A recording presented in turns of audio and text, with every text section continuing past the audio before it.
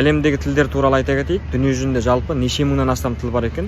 Десе де соның 6-ауы ғана халықаралық тілдер ретінде есептеліп отыр. Яғни ағылшын тілі, орыс тілі, ханзу тілі, француз тілі, испан тілі және араб тілі.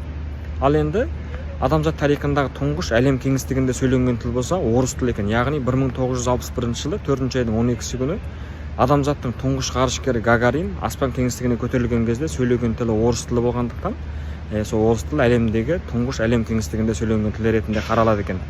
Дей тұрғанмен қазіргі заманда осы ағылшын тілі менен ханзу тілінің беделі асқақтап тұр. Яғни ханзу тілі біздің мемлекеттік тіл және сөйлеушісі миллиардтан асып жатыр. Әмбесі осы дүниенің екінші үлкен экономикалық тұлғасына айналып бара жатыр.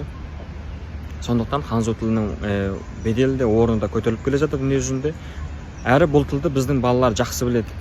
Біздің халықта жақсы меңгерген. Ал енді ағылшын тілі болса ауыз толтырып айтарлықтай емес. Сондықтан осы балаларға Малайзия еліне қысқы жазғы лагерьлер орналастырып жатқанбыз. Яғни қыста 1 айдың 18-ден 2 айдың 10 аралығында Малайзия еліне ата-анасымен бірге келсе де болады, балалар өздері келсе де болады, 14-тен 18 жас аралығында балалар.